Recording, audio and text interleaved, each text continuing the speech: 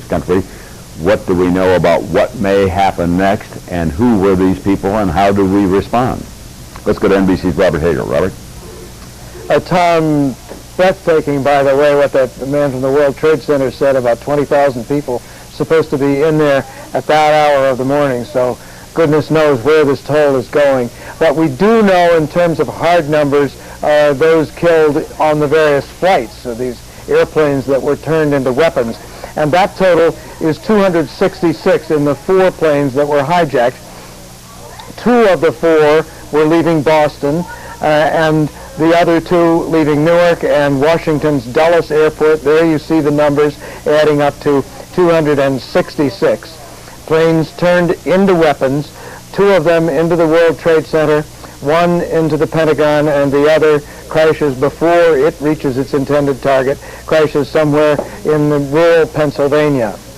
U.S. air traffic at a standstill now. All airports in the U.S. closed to commercial traffic. No takeoffs, no landings permitted, with the exception that there are still 10 or 12 international flights that have yet to land on the West Coast.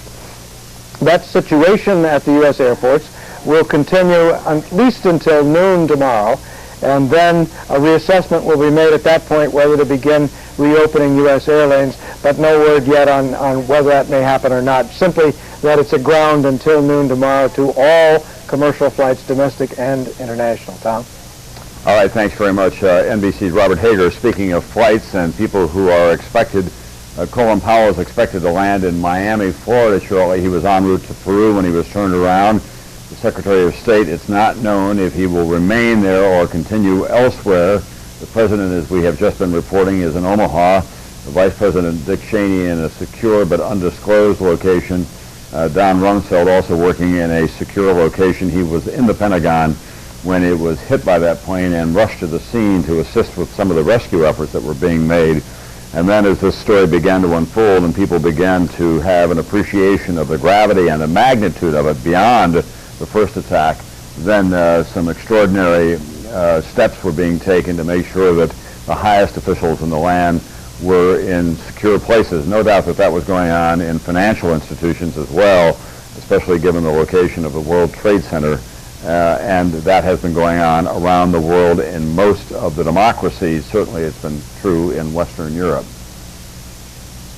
Martin Fletcher is in Tel Aviv. On the West Bank, Palestinians were celebrating today, even though there was a strong statement from Yasser Arafat condemning this attack. What is the situation there now, Martin? Well, yeah, some Palestinians were celebrating, about 3,000 in the West Bank town of Nablus, a few dozen in East Jerusalem, also in other West Bank towns, Kalkilia, Bethlehem, Tulkarm. They were celebrating until Palestinian police stopped it. They were throwing sweets in the air, giving out cakes. Basically, the attitude is that the United States, because of its firm support for Israel in the conflict with the Palestinians, their feeling is, well, America had it coming. But I should point out very strongly that the Palestinian leadership declared itself immediately shocked. Yasser Arafat called the attacks today in the United States unbelievable. But there are strong feeling in the street among some Palestinians that America did have it coming. All right, Martin Fletcher, what has been the reaction from the Israeli government? Well, very little. They said they don't want to say anything until they know exactly what happened. Of course, shock at what happened, shock at the killings.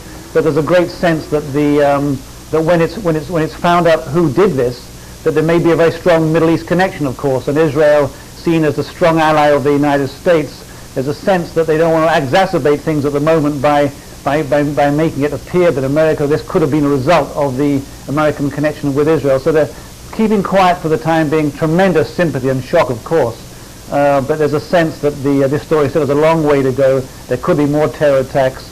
Israel itself on a very high state of alert today. The army put on what they call a high alert. They banned international flights from flying into Israel for at least 24 hours.